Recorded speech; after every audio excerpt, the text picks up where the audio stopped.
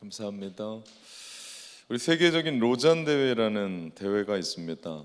무브먼트고 운동입니다. 1974년 스위스 로잔에서 시작됐던 그 1차 대회가 시작돼서 현재까지 50년 동안 이루어지고 있는 운동입니다. 복음주의 선교 그리고 세계 선교와 각 나라의 사회 변혁을 일으켜 왔던 운동 중에 하나입니다. 한마디로 말하면 로잔 대회는 선교 운동이라고 보시면 돼요. 스위스 로잔에서 1차가 일어났었고 올해 9월에 우리나라 한국 인천 송도에서 22일부터 28일까지 4차 로잔 대회가 일어납니다. 실시되는데요. 우리 인천 송도에서 진행될 예정이고 특별히 이번에는 로잔 대회 50주년을 기념합니다. 코로나 이후에 달라진 선교 환경 위기를 돌파하고 기후 위기 그리고 첨단 기술의 발달로 인한 지구적인 변화에 대해서 복음을 어떻게 효과적으로 전할 수 있을까에 대한 귀한 일들을 발표할 겁니다. 그리고 귀한 자리라고 생각을 합니다. 그래서 작년부터 한국교회가 이 로잔 대회를 어떻게 준비하면 좋을까라고 그 목사님들이 모였다가 기도하면서 연합전선을 펼치자. 세계에서 하나도 없었던 그러면서 이에 동참하는 전국 교회가 주일마다 사도행전의 말씀으로 설교하고 함께 기도하고 강력한 성령의 임재와 역사를 경험하자라는 그 취지로 사도행전을 주일마다 그 뜻을 같이 하는 사람들이 하기를 시작을 했습니다. 우리 교회도 여기에 동참해서 주일마다 사도행전을 읽고 있고요, 말씀을 나누고 있습니다. 사실은 그 로잔 대회에 대한 그 깊은 뜻을 제가 동조하고 제가 따라가면서 사도행전을 우리 교회에 접목시키고 주일마다 설교하고 있는데 그 로잔 대회 때문만은 아니고 하나님이 우리 교회를 향한 하나님의 마음을 읽을 수가 사도행전을 설교하면서 계속해서 읽을 수가 있었습니다. 그래서 너무 흥분되고 사실은 감격스러운 상황입니다. 저는 오늘 사도행전 강해의 말씀을 이해하기 위한 폭넓은 이야기를 좀 여러분과 같이 했으면 좋겠습니다. 사도행전의 말씀을 좀 더 깊이 받아들일 수 있는 이야기를 같이 하면서 주일마다 함께 읽는 사도행전에 대한 말씀을 좀 더 깊게 들어갔으면 좋겠습니다. 사도행전은 누가가 썼어요. 그가 누가가 누구냐고 물어보면 되게 힘든데요. 그 누가가 썼습니다. 누가가 쓴 성경은 두 개입니다. 누가복음 그리고 사도행전. 사실은 요한복음이 중간에 껴서 되게 그 원통스러운데 요한복음만 딱 빼면 누가복음과 사도행전은 연결이 돼요. 그래서 흔히 사도행전과 누가복음과 사도행전을 일컬어 누가행전이라고까지도 얘기를 합니다. 그리고 이 이야기는 연결이 된다. 신약은 27권이거든요. 그 중에 바울이 썼던 성경이 13권 혹은 14권, 한 성경이 아리까리해서 바울이 썼냐 안 썼냐라고 왔다 갔다 하는데 여하튼 뭐 13권이든 14권이든 이야기를 해도 누가복음과 사도행전을 합한 부분을 따라갈 수가 없어요. 신약 성경이 약 8,000절이거든요. 그 중에 누가복음과 사도행전을 합하면 약 2,157절이 나와요. 바울 서신이 많잖아요. 14개라고 쳐도요, 바울 서신을 전체를 다 합하더라도 2,032절밖에 안 돼요. 누가가 더 많이 쓴 셈이에요. 원어를 봐더라도요, 원어는 뭐 단어 숫자를 셀 수가 없으니까 누가가 썼던 책을 보면 184쪽이 돼요. 그런데 바울이 쓴 서신서를 보면 150쪽 정도가 됩니다. 지금 누가 더 많이 썼느냐, 뭐 누가 더 크냐 그런 얘기하는 게 아니라 신약 성경에서 누가가 썼던 누가복음과 사도행전의 위치가 그만큼 크다. 신약 성경의 3분의 1의 덩어리가 누가복음과 사도행전이 이끌어가는 부분이다라는 것을 깨달으면 우리가 지금 읽고 있고 말씀을 듣고 있는 사도행전의 그 범위가 얼마나 큰지를 우리는 알 수 있습니다.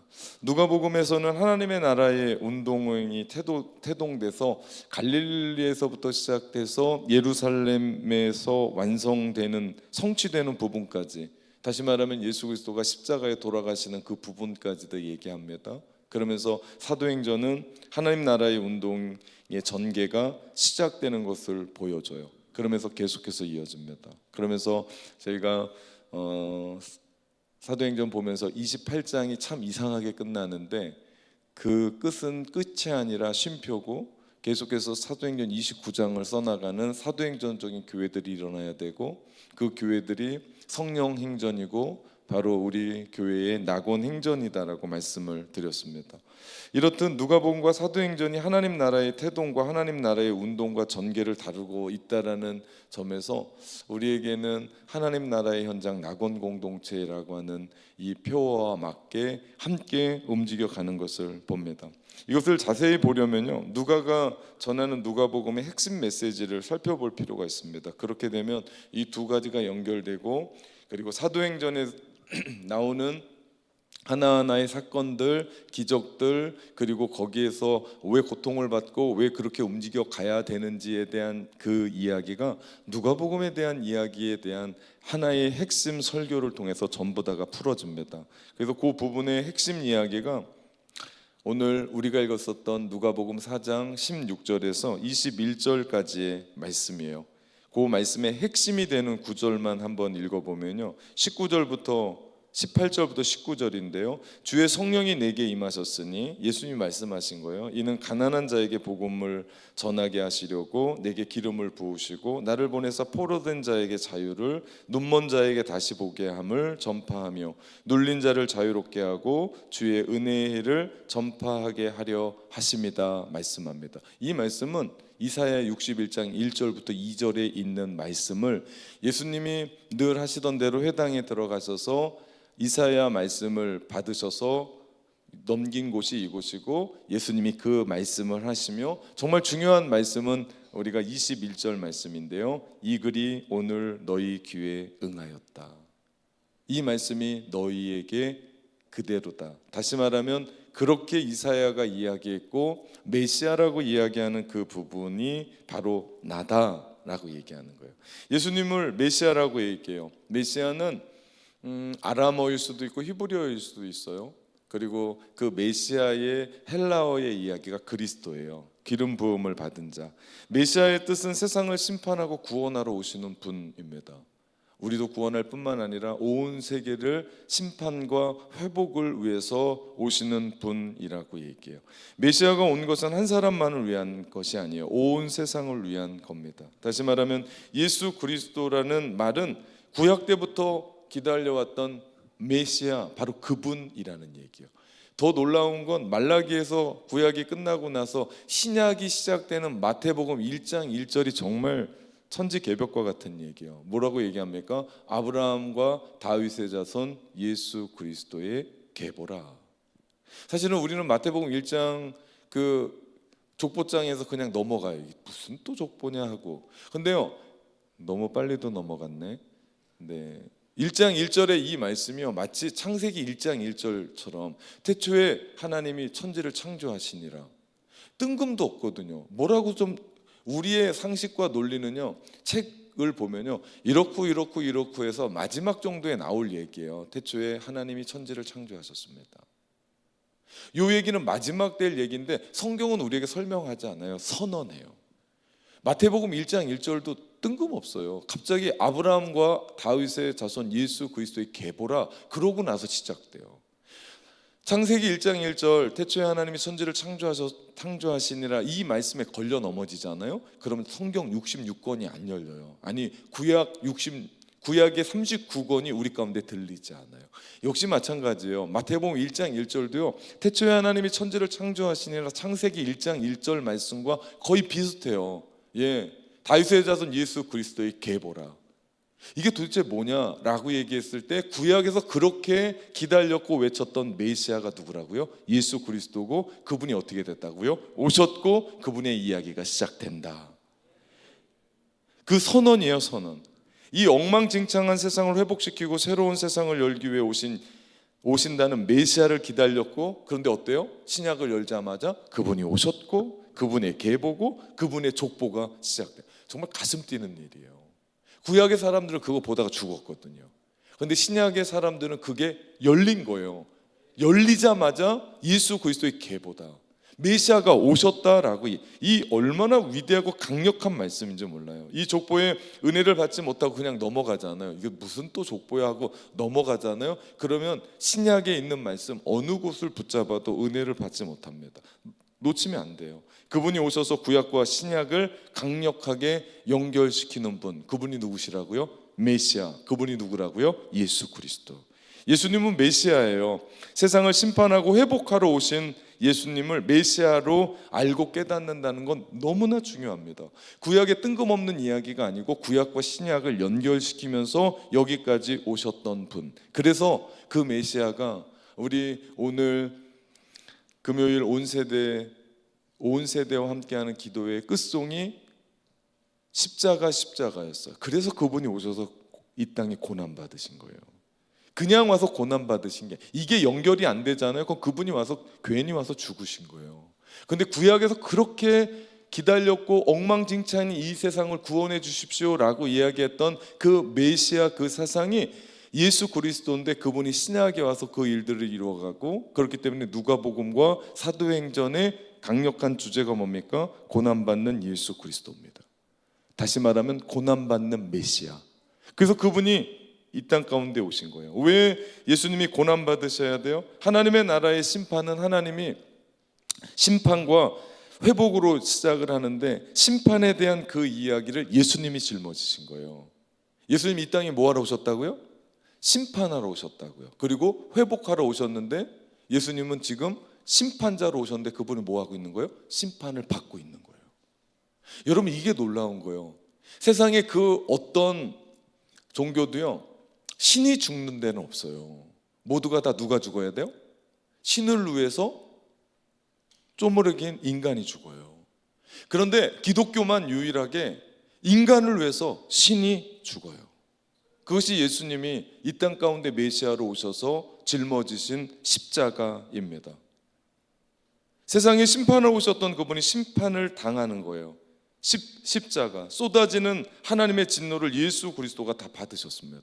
그분이 받지 않으면 어떻게 된다고요? 우리가 다 받아서 죽었어야 돼요. 그런데 그분이 구약에 그렇게 예언했었던 그 이야기가 메시아 예수 그리스도로 자기가 받은 거예요. 그러면서 예수님이 말하는, 뭐라고 얘기해요?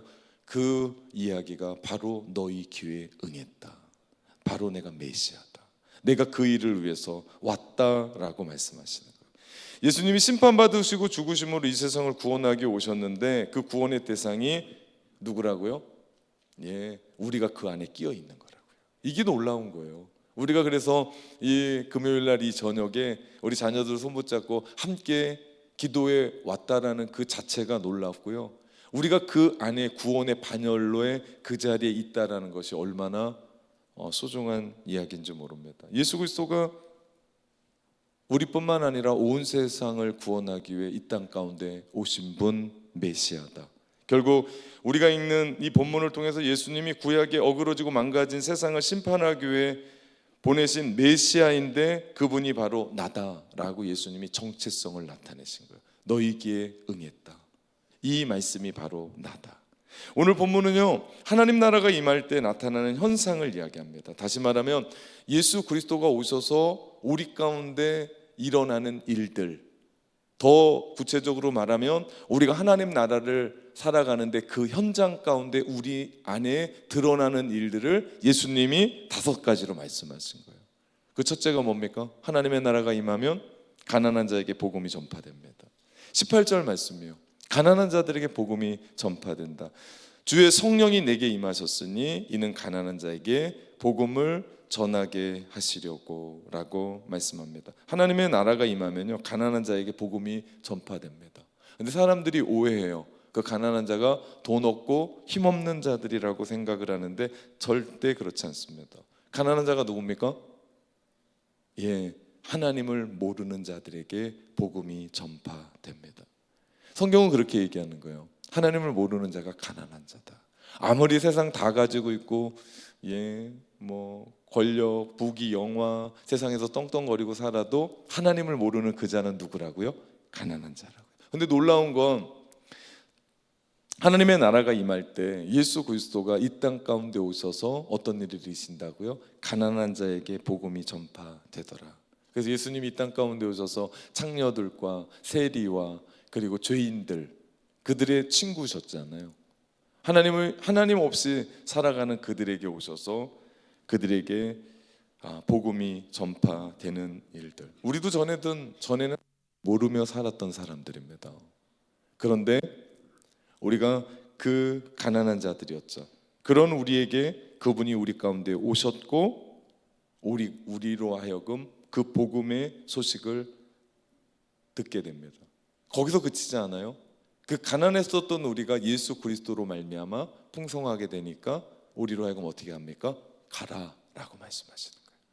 주님이 이 땅 가운데 오셔서 하나님의 나라가 시작됐잖아요. 그 하나님의 나라가 임하면 가난한 자에게 복음이 전파됩니다. 하나님 나라의 현장은요, 그냥 우리가 잘 먹고 좋고 누리고 행복하고 찬양 부르면 너무나 좋고 기도하면 너무나 뜨겁고 예배하면 너무나 기쁘고 여기가 끝나는 게 아니고요. 그 하나님의 나라의 현장은 뭐라고요? 우리를 통해서 하나님을 모르는 가난한 자들에게 복음이 전파되더라. 이게 그 현장이에요. 그렇기 때문에 하나님 나라가 움직여가는 그 현장은 부흥이 안 될 수가 없습니다. 그죠? 주님이 우리 가운데 오셔서 우리를 그렇게 치료하셨고 우리에게 가난했던 우리의 심령 가운데 풍성하게 부어주셨던 그 은혜가 우리 가운데 들려지는 거예요. 이 영향이 어디에서 계속됩니까? 사도행전에 계속되는 거예요. 그래서 사도행전은 가면서 뭐가 됩니까? 오직 성령이 너희에게 임하시면 너희가 권능을 받고 예루살렘과 온 유대와 사마리아와 땅끝까지 이르러 주님의 복음의 증인되는 이야기가 사도행전을 물들이고 있는 거고, 28장에서도 정말 이상하게 끝나며 담대하게 거침없이 하나님의 나라를 전하더라 라고 이야기하면서 사도행전 29장을 써가는 우리 공동체를 통해서 하나님은 하나님의 나라를 이루어 가시는 것을 보게 됩니다. 예수님은 제자들이 하나님 없는 가난한 자들에게 복음을 전하게 하세요. 이는 오늘날의 교회도 마찬가지예요. 교회가 전도하는 교회가 돼야 돼서 우리가 그냥 표어로 전도하는 교회 해서 전도 나가는 게 아니라 왜 전도해야 되는 쯤을 우리가 알아야 돼요. 내가 이미 구원 받았기 때문에 그 구원의 소식도 전하는 부분도 있지만 정말 중요한 건 뭐라고요? 하나님 나라가 임하면 우리 안에 어떻게 한다고요? 간다고요. 그렇기 때문에 이건 억지로가 아니에요. 이제 3월부터 우리 교회가 본격적으로 전도가 시작되고 우리 내일 모레 주일날 남녀 선교회가 뭐 목포역으로도 가고 터미널도 가고 용당동 이 근처에 눈이 안 와야 되는데 근처에 가면서 건빵과 여러 가지들 들고 가지고 나가는 이유가 첫 번째 우리가 전도합시다 라고 해서 가는 게 아니라고요. 어떻게 해서 간다고요? 내 안에 하나님의 나라가 임하니까, 내 안에 예수 그리스도가 살아 계시니까, 내 안에 성령이 임하셔서 나로 하여금 그 삶을 누리게 하시니까 어떤 거요? 자연스러운 거예요. 자연스럽게 복음을 전하게 되더라. 그러게 되면 우리가 말하는 게 어떤 얘기예요? 뭐 뉴스 얘기하겠습니까? 정치 얘기하겠습니까? 스포츠 얘기하겠습니까? 아니요. 누구 얘기해요? 예수 그리스도 얘기하죠. 그 현장이 뭐라고요? 하나님의 나라의 현장이. 우리가 만들어 보자라는 것이 아니라 하나님께서 우리 가운데 성령으로 부어주시고 예수의 영으로 말미암아 우리가 예수님이 살아계신 그 일들이 우리 가운데 일어날 때 기적도 일어나고 표적도 일어나고 기도가 응답이 되고 사람들이 변하게 되고 사람들이 몰려 들어오기들 시작하고 병만은 떠나가고 근심은 떠나가고, 이거 계속해야 됩니까? 한 번도 아멘을 안 하네. 요즘 이상해졌어요. 날이 추워져서 그런지. 네, 다시 시작을 해야든지 아니면 제가 뭐 획기적인 마음을 먹고 혀를 깨물든지 뭔가를 해야 될 것 같아요. 자꾸 저 죽기를 바라는 사람들이 되게 많아 본데요. 네, 우리 안에 하나님의 나라가 임하니까 전도가 자연스럽게 되더라. 이거예요, 이거. 그러면요, 자연스럽게 하나님의 나라가 임하는 우리의 삶의 모습이 보인다. 그러니까 기쁜 거예요. 행복한 거예요. 네, 여기 이 밤에 눈 이렇게 많이 오는데 추워 죽겠는데 여기 오라면 오겠냐고요? 이든이가 저렇게 오겠냐고요? 안 오죠. 그냥 집에서 편하게 감기 걸리면 어떡하려고 저렇게 귀한 자녀가, 그죠? 이 자리에 있는 아이들도 마찬가지잖아요. 정말 저는 오늘요, 눈이 오더라도요, 이제 곧 3월 4일 애들 개학하잖아요. 애들 꽉 찰 줄 알았다니까요. 네. 네. 그 담임 목사의 믿음은요, 정말 하늘을 찔러요. 분명히 3월 4일 애들 개학하니까 여기 꽉 찰 거고, 오늘은 어른들 나오지 말고 애들만 나오십시오 하고 제가 안수해. 이거 광고해야 됩니까? 이제는 수준이 그잖아요. 네, 전 가득 찰 줄 알았다니까요. 근데 주성이밖에 안 왔어. 학교도 안 가는 놈인데. 네, 우리 귀한 분들 또 왔고요. 가득 차야 돼요. 네, 이건 뭐 우리가 하라 마라 할 게 아닙니다. 왜 그래요? 내 마음 가운데 하나님 나라가 임하니까 주체할 수가 없는 거예요. 네, 우리 공동체가 그런 공동체 아닙니까? 네, 계속해서 교회가 자리매김하고 뭐 부흥하려고 사람 조금 더 데리고 오려고, 여러분 천만의 만만의 말씀이에요. 이게 하나님 나라가 임한 교회의 특징이고, 이것이 하나님 나라가 임한 한 사람의 특징이고, 예수의 영인 성령이 우리 안에 있다라는 것을 보여주는 특징이라니까요. 내가 세상 끝날까지 너희와 함께 하겠다라고 말씀하시는 우리 주님의 마태복음 28장 19절 21절 20절에 있는 그 말씀, 내가 세상 끝날까지 너희와 함께 하겠다라고 하는 그 경험을 하기 위해서는 우리가 어디 가야 된다고요? 교회가 아니라고요. 뭐 해야 된다고요? 하늘과 땅의 권세를 너희에게 주셨으니 아버지와 아들과 성령의 이름으로 세례를 베풀고 너희가 복음을 전하고 나갈 때 어떤 일이 일어난다고요? 내가 너희와 항상 함께 하시는 것을 경험하게 될 거다. 그 현장이 어떤 현장이라고요? 복음 전하는 현장이라고요. 그 현장이 바로 하나님 나라의 현장입니다. 우리는 계속해서 주님 오실 때까지 이 일들을 하는 거예요. 예, 늦으면 안 돼요. 시간이 얼마 없습니다. 우리 6.23 새생명 축제하면서 6월 23일 우리 준비하면서 3월 10일 날 우리 오후 예배 때 우리가 발대식해요. 그러면서 우리가 4월 29일부터 빅토리라고 하는 우리 주제를 가지고 요한계시록 우리 새벽을 깨우면서 우리 40일 작전 기도하면서 우리 한 영혼을 향해 달려갑니다. 세 가지를 놓고 우리 기도하는데, 첫 번째가 뭐냐면 한 영혼을 위한 기도예요. 그만큼 중요하다고요. 특별히 관계전도입니다. 누구를 위해서요? 가족을 위해, 믿지 않는 자녀를 위해, 부모를 위해. 여러분 이거 여간 쉽지 않은 일이 아니거든요. 근데 우리가 이때 해내야 되거든요. 안 하면 안 되는 거거든요. 근데 걱정하지 마십시오. 오직 성령이 너희에게 임하시면 너희가 권능을 받고, 예, 우리에게 주어주시는 다이나마이트와 같은 두나미스, 그분의 능력이 우리 가운데 임하여 두나마이 우리는 할 수 있는 줄 믿습니다. 두 번째, 하나님의 나라가 임하면, 예수님이 우리 가운데 오시면요, 포로된 자가 자유케 돼요. 포로된 사람에게 해방을 선포합니다. 이는요, 공동체의 회복을 얘기해요. 우리 그냥 많은 교회들이요, 그냥 모였다가 흩어져요. 여러분 교회 아닙니다. 예배만 드리고 흩어져요. 그러면 안 돼요. 어떻게 해야 돼요? 예배 드리고 나서 어떤 일이 일어나야 됩니까? 우리가 함께 교제해야 돼요. 어떠냐? 그 말씀을 들었던 그 말씀이 우리 공동체에서 함께 이루어져 가야 됩니다. 이는 공동체의 회복을 얘기해요. 자기 땅에서 쫓겨난 사람들이 돌아와서 공동체를 회복하는 것, 원래의 삶으로 돌아오는 것. 예수 믿지 않은 사람들이 예수 믿게 되는 것뿐만 아니라 어떤 일이 일어납니까? 사도행전에 보니까 예루살렘 교회의 사람들이 모이기를 시작했어요. 그러면서 그 속에서 성령께서 강력한 임재와 역사를 이루어가면서 공동체가 회복됩니다. 순전한 마음으로 음식을 나누고 떡을 떼요. 1세기의 성도들은, 초대교회 성도들은 가난했습니다. 그나마 가난했는데도 길드라고 하는 그 협동조합에 들지 못해서, 왜? 예수 믿는다는 이유로 소외되고 배제됐어요. 그럴 때 예수 믿는 한 사람, 땅이 있고 집이 있었던 사람은 집 팔고 땅을 팔아서 사도들의 발 앞에 놔두고 그 일들로 말미암아 그 1세기에 가난했던 사람들이 없을 정도로 핍절하지 않았다고 얘기합니다. 이게 회복된 공동체였어요. 주님 안에서 나만 잘 먹고 잘 사는 것이 아니라 너도 은혜 받고 나도 은혜 받아야 되고, 내 자식도 잘 되고 내 자식도 잘 돼야 되고, 우리가 함께 잘 돼야 돼요. 그렇기 때문에 함께 울고 함께 우는 공동체가 어떤 공동체라고요? 예, 하나님 나라의 공동체라고요. 우리가 누가 아프면 내가 아파야 돼요. 그런 애간장이 끓는 그런 마음으로 누군가에게 중보기도 하고, 그래서 그 기도가 응답되고, 그러면 우리가 다 함께 기뻐하고, 이게 교회 아닙니까? 이런 공동체를 세상에 가서 만날 수 있습니까? 근데 정말 이상하게 세상의 가치가 이 땅에 들어와서 이 땅의 가치, 세상의 가치가 교회 안에 들어와서 너는 너고 나는 나예요. 네, 나만 은혜 받으면 돼요. 절대 은혜 못 받을 거려. 그러면 절대 못 받습니다. 네, 우리가 서로 사랑하고 하나 되고 서로 살피고 물건을 서로 통용하고 부활의 증인이 되고 큰 은혜를 알고 그러할 때 하나님을 찬미하고 그럴 때 못 사람들이 칭찬하고 구원받는 사람들이 더해가는 교회, 그 교회가 어떤 교회라고요? 예, 하나님의 나라가 임한 교회, 성령이 임한 교회. 저는 이런 교회가 우리 낙원 공동체 되기를 주님의 이름으로 축원합니다. 이 교회가요 사도행전적인 교회예요. 우리가 지금 이 부분들을 5가지를 얘기하거든요. 이 부분 하나하나를 사도행전에서 다 보게 될 거예요.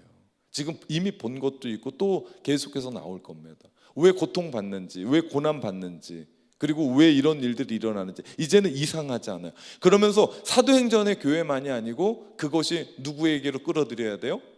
우리의 삶이에요.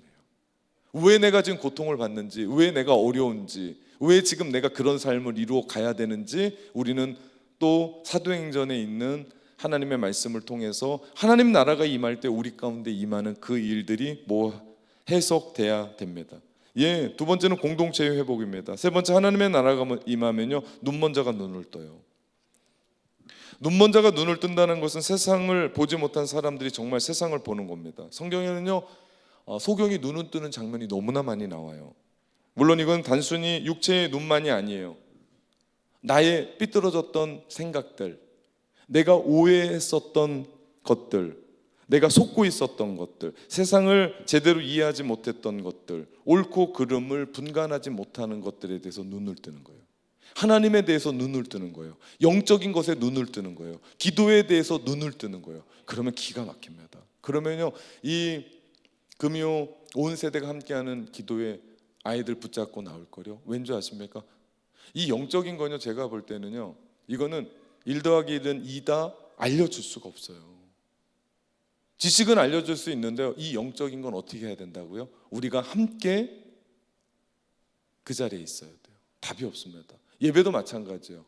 우리가 2024년 들어와서 온 세대가 함께하는 예배를 이 자리에 꽉꽉 차면서 여기까지 앉으면서 예배할 이유는요 부모들이 불편해해요. 그 예배. 왜냐하면 내 애가 울면 어떡할까, 내 애가 좀 부산스럽게 떨면 어떨까. 전 그렇게 얘기합니다. 당신이나 잘하라고.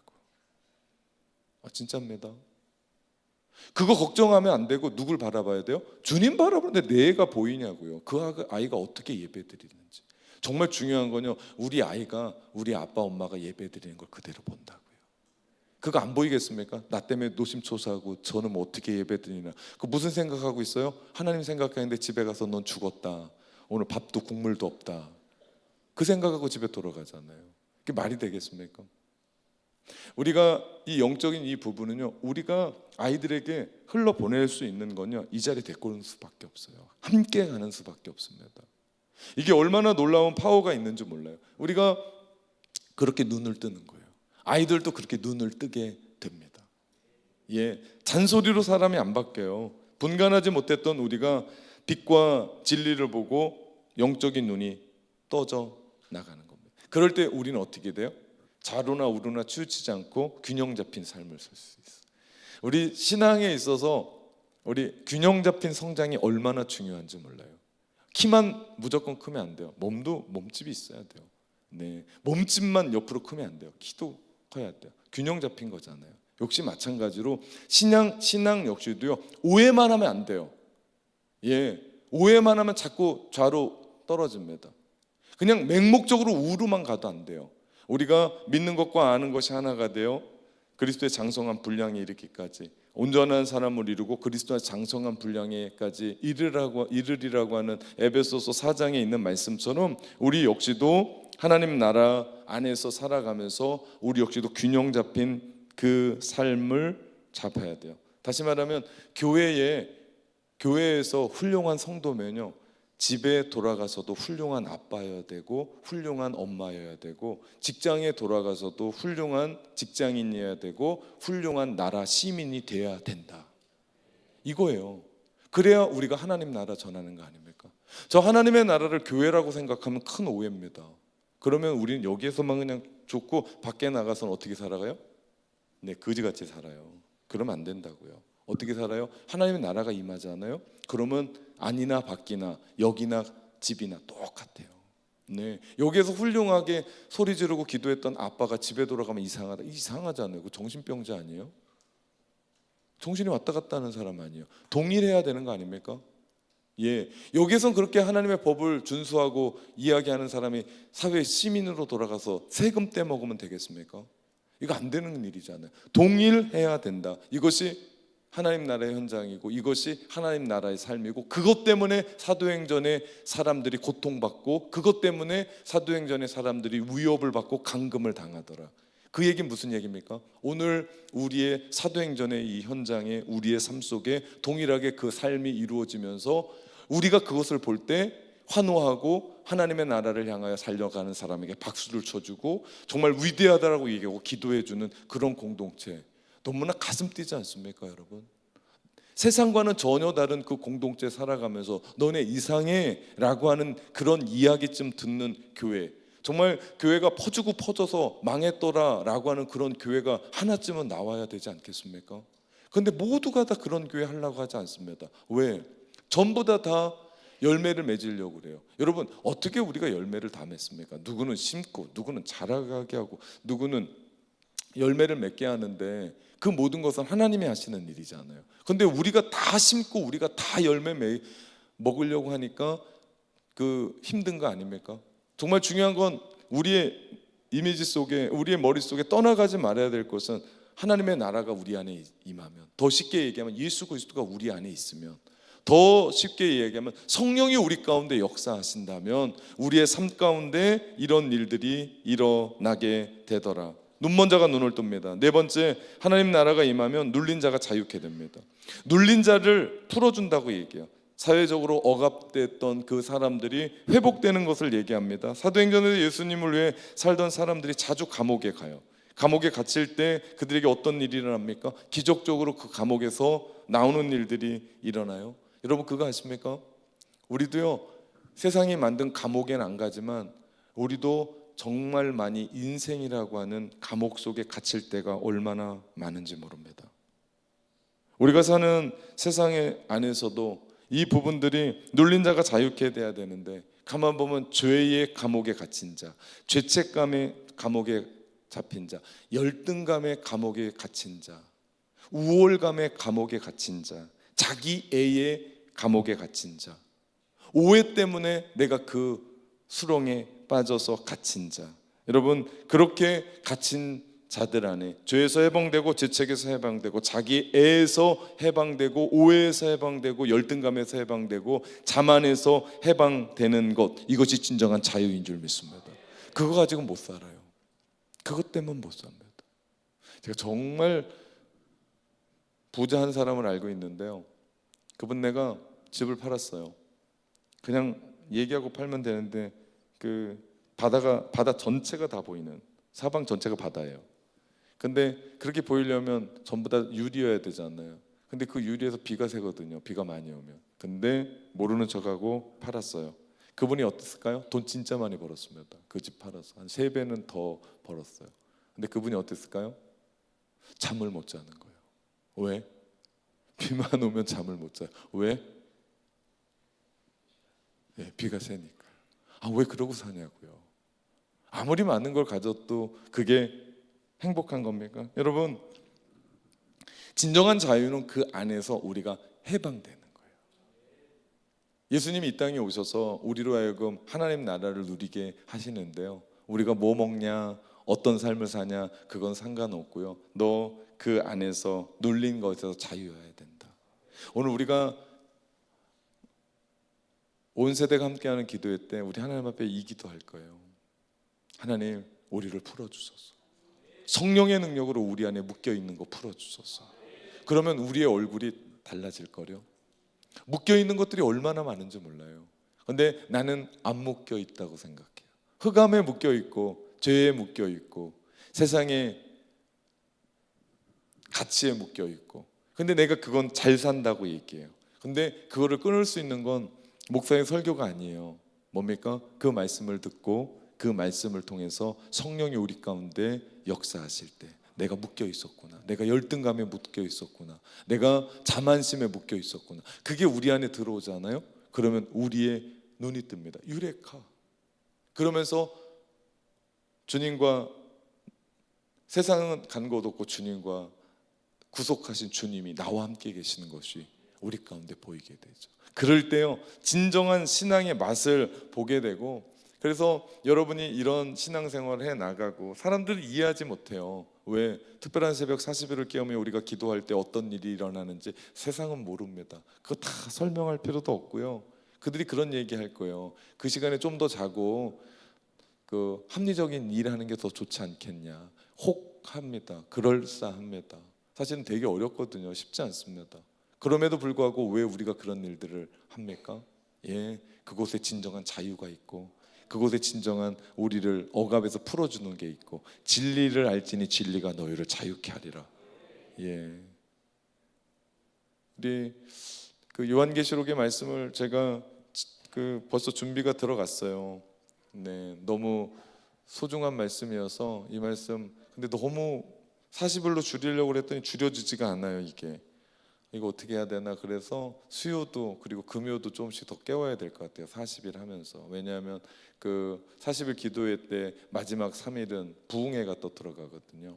그래서 이틀을 또 못해서 이틀이랑 또 하면서 한 5-6번은 다른 때 깨워야 되겠다라는 생각을 하는데, 여하튼 우리가 요한계시록을 우리가 들으면서 이게 우리의 말씀이었구나, 무서운 말씀이 아니고 해석 안 되는 말씀이 아니라 이 말씀이 우리 가운데 진리구나. 초청장이 하나 나갈 텐데요, 2장이 그 주보에 껴서 나갈 겁니다. 한 장은 여러분이 잘 가지셨다가 스티커를 어떻게 해야 될지 모르겠는데 안 붙이긴 하는데, 여하튼 그거 붙잡고 있다가 뒤에 초청장이 있어요. 그거 여러분의 친구들 하나씩 주셔서 새벽이긴 한데 한번 같이 와서 들어보자라고 초청장을 나누어 주시면 되겠습니다.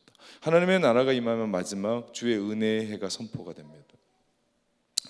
마지막으로 주의 은혜의 해를 선포한다고 얘기하는데요, 희년이 시작되는 거예요. 50주년이면 희년입니다. 하나님의 나라가 시작되는데 모든 것이 전부 다 자유케 되는 거예요. 우리가 완전한 회복을 기다리는 것을 이야기합니다. 그래서 우리가 드리는 예배가 소망하는 그 예배가 되는 거죠. 주의 은혜의 해가 선포되는, 이것이 메시아가 오면 일어나는 일인데, 예수님이 이 말씀에 대해서 그렇게 얘기하는 거예요. 너희 귀에 응하였다. 메시아가 오면 되는 이 말씀을 그들에게 얘기합니다. 내가 메시아다. 정체성을 밝힙니다. 그리고 실제로 이 말씀은 예수님 시대에 시작됐고, 그리고 실제로 완성되어 가는 이야기가 사도행전이고, 이미 시작됐는데 사실은 사도행전 때도 완성이 안 돼요. 계속합니다. 완성될 때는 언제입니까? 주님이 다시 오실 때, 재림하실 때 완성됩니다. 그렇기 때문에 우리는 사도행전을 살아가는 거고, 그 사도행전 가운데 사도행전의 시대를 살아가는 거고, 그 시대에 우리 가운데 외롭지 않고 힘들지 않고 너희 낭망하지 말라고 우리 가운데 부어주신 분이 성령님이시죠. 그래서 우리가 그리스도인들이 성령을 모르군요, 신앙생활을 출발도 못한 거예요. 어떤 사람은 나는 예수님도 알고 하나님도 아는데 성령님을 잘 모르겠습니다 라고 하는 사람들이 있는데, 사실은 우리가 예수를 주로 고백하는 것도요, 성령님이세요. 우리로 하여금 구원을 확신케 하는 것도 성령님이시고요, 우리를 천국 가게 하는 것도 성령님이시고요, 우리를 죽은 자 가운데 부활케 하신 것도 성령님이세요. 물론 삼위일체 하나님 안에서 이루어가는 영역이지만 성령님을 모르고는 하나님과 예수 그리스도를 안다라고 얘기할 수가 없다. 그렇기 때문에 성령님이 우리 가운데 오늘 우리의 기도회 가운데 우리의 기도를 도우실 겁니다. 그리고 오늘 우리가 함께 나누었던 이 5가지, 가난한 자에게 복음이 전파되고, 하나님 내가 가난한 사람이었습니다.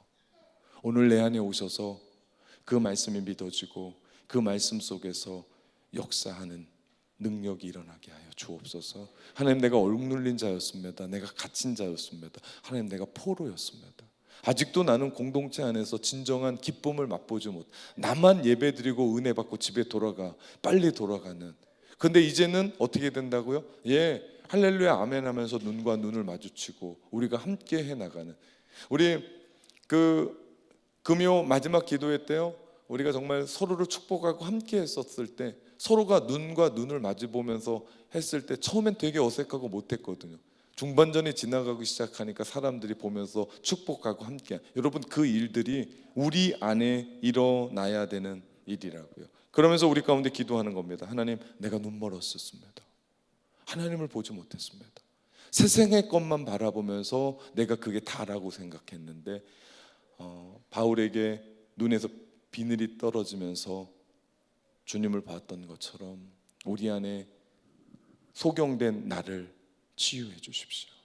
실로암의 못에 가서 씻으라라고 말씀하셨던 그 주님, 나에게 침을 뱉어서 진흙을 이겨서 내 눈에 바르시고 우리가 실로암의 못에 가서 씻음 바 되는 그런 삶을 살게 해달라고 오늘 우리가 그렇게 외치며 기도할 겁니다. 그 이야기가 사도행전의 이야기고요, 그 역사가 우리 가운데 기적과 표적과 이사로 우리 가운데 일어날 거고, 그 삶의 이야기가 그냥 사도행전에 쓰여졌던 얘기가 아니라 저는 여러분의 현장 낙원 공동체 얘기를 주님의 이름으로 축원합니다.